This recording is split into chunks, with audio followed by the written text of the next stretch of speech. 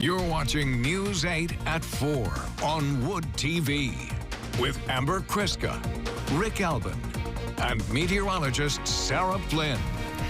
May is Women's Health Month and the perfect time to talk about how to keep our bones healthy as we age. Joining us is Corewell Health physician Dr. Kate Van Oss, who specializes in bone health for women who are pre- and postmenopausal. Thank you so much for being here with us. Thanks. So when should women start paying attention to bone health? Well, our bone density actually peaks around age 30. So the things we do before age 30 are really important for building up bone density. And then after the age of 30, it starts going down a little bit, but it's really around the time of menopause when our estrogen levels drop, that bone density drops as well. And even after that initial drop, it keeps going down from there. So it's around the time of menopause that we really need to start shifting our focus to maintaining and preserving the bone density that we do have. Guidelines recommend that women get screened for osteoporosis with a bone density scan at age 65, but there are many women who should be screened younger than that. So I recommend that women talk to their doctor about the best age to get screened. Yeah, so you just kind of talk to your doctor, and that's when you know if you should get screened or not. Okay, so talk about the importance of bone health for women and why women should care, right? Yeah, so osteoporosis, interestingly, has no symptoms at all. Just having osteoporosis doesn't cause pain, it doesn't cause weakness, it doesn't affect your joints, you can't feel your bone density. But the reason we care about it is because people with osteoporosis are significantly more likely to have fractures, even from a minor injury. Mm-hmm. So what can we do to prevent osteoporosis?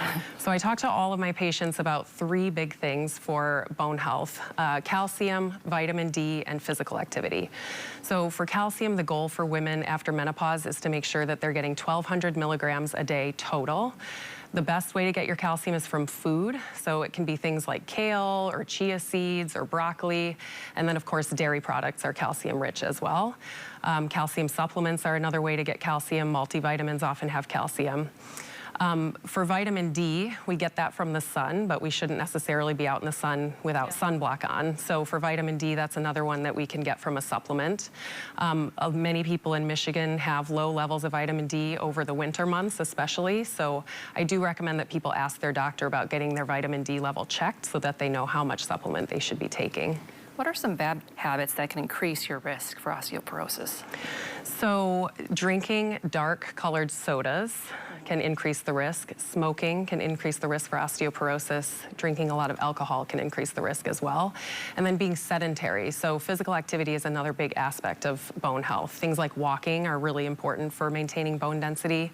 And anything that strengthens our muscles is helpful too. So it could be weights or resistance bands, but it could also be using your own body weight and doing things like squats, wall push-ups, countertop push-ups. Those are all really helpful. So I guess you kind of answered that then, but what should women do if they've been diagnosed with this condition? What treatment look like? Yeah, so many people don't realize that osteoporosis is treatable and can even be reversible in some cases. So if someone has been told that they have osteoporosis, I recommend talking to their doctor about treatment options, because we do have medications that can rebuild bone density and, more importantly, reduce the risk of having a fracture. What kinds of questions should women in general just be asking their doctor right now? Just in general, they're not too sure about their health or bone health?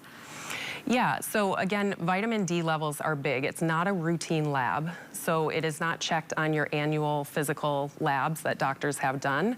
So that is a big one where many, many people are vitamin D deficient. When we don't have enough vitamin D, our body cannot absorb calcium, so that affects our bone health. Cool. Anything else that you want to share? If you have any questions about bone health, certainly you can ask your doctor, but if they have questions, they can ask me. Awesome. Well, thank you so much for being here with us. We appreciate it. Thank you.